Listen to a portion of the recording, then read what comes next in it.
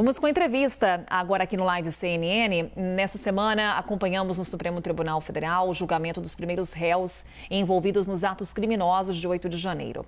Mas as 3 primeiras condenações levaram a algumas discussões jurídicas, por exemplo, sobre artigos do Código Penal que envolvem tentativas de abolição do Estado Democrático de Direito e também golpe de Estado. Foi divergência aberta pelo ministro Cássio Nunes Marques e acompanhamos, claro, aqui na nossa programação como se deram esses 2 dias no Supremo Tribunal Federal.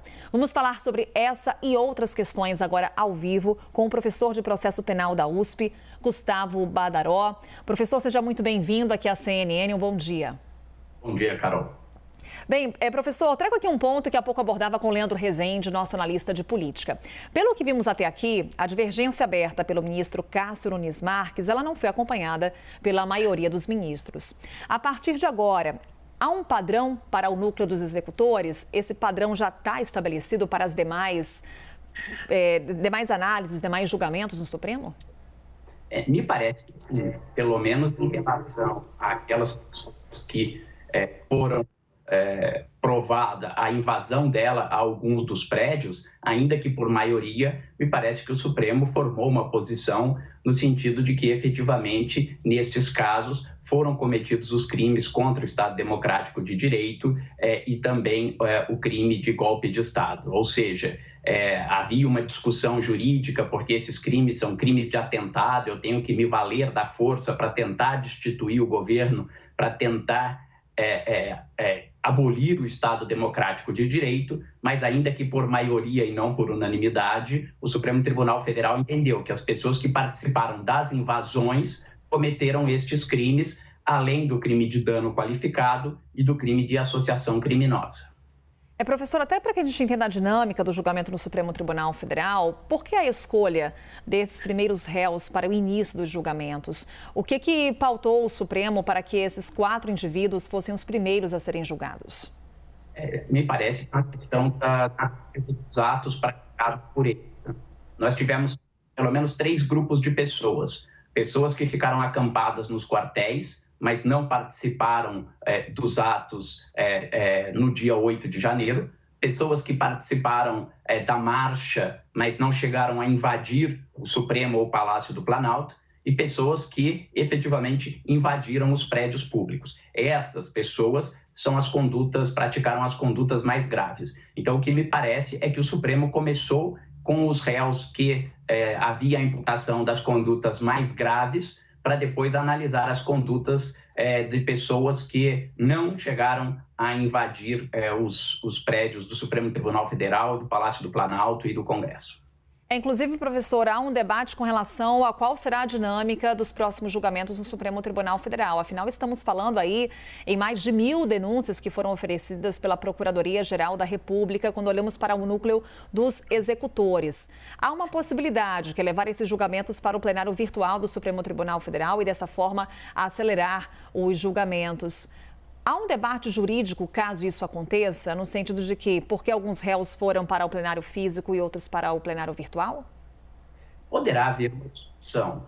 Hoje, principalmente depois do que se verificou na pandemia, onde os julgamentos virtuais se tornaram comuns, tem sido aceito com mais facilidade o julgamento virtual, embora a possibilidade de defesa no julgamento virtual ela é mais restrita. Os advogados, assim como o Procurador-Geral da República, não terão oportunidade de fazer uma sustentação oral presencialmente diante dos ministros. Mas o que me parece é que, a partir do momento em que, com alguns julgamentos presenciais, com a possibilidade de amplo debate entre os ministros, e nós acompanhamos que os debates foram acalorados e divergências intensas entre alguns ministros. A maioria do Supremo, o seu plenário como um todo, formar uma posição, dificilmente, para situações semelhantes, haverá posicionamentos dissidentes. Então, por isso, imagino que dentro desses blocos de condutas distintas, a partir do momento que o plenário, julgando alguns casos representativos da maioria das situações,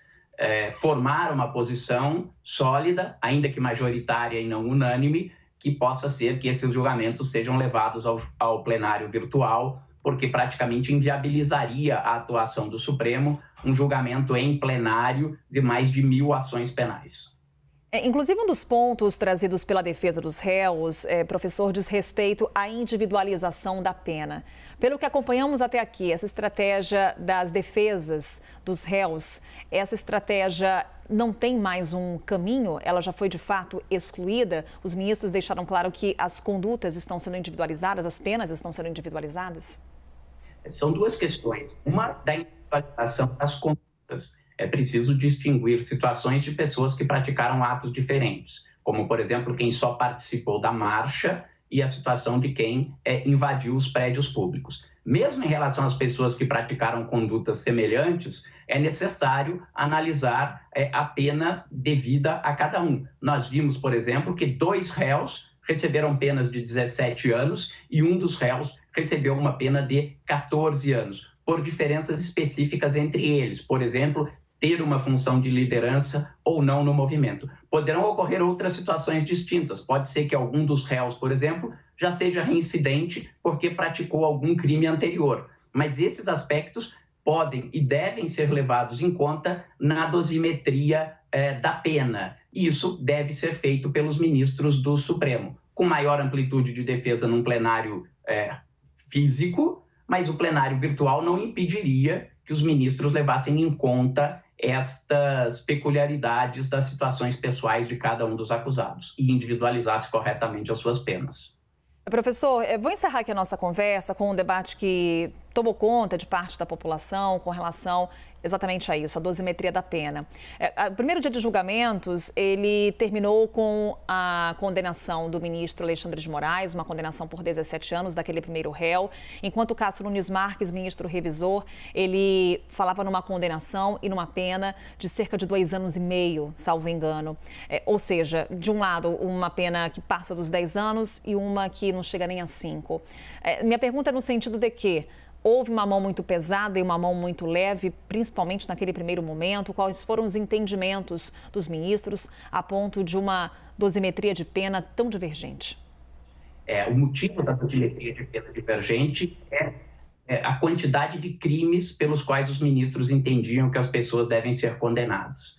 Por exemplo, o ministro Nunes Marques não via o crime de golpe de Estado e o crime de abolição violenta do Estado Democrático de Direito. Estes crimes têm penas elevadas e na posição do ministro Nunes Marques não era só uma menor quantidade de pena, era também uma menor quantidade de crimes que foram cometidos. Exatamente por isso é que essa diferença da pena foi tão acentuada. A legislação estabelece penas mínimas e máximas para cada um dos crimes. A pena tem que ser individualizada dentro desses limites. O que acontece é que, como o ministro Nunes Marques votou por condenação de um número menor de crimes, a pena acabou ficando substancialmente menor. Mas em relação aos ministros que condenaram pelos 4 crimes, a pena foi fixada dentro dos parâmetros legais.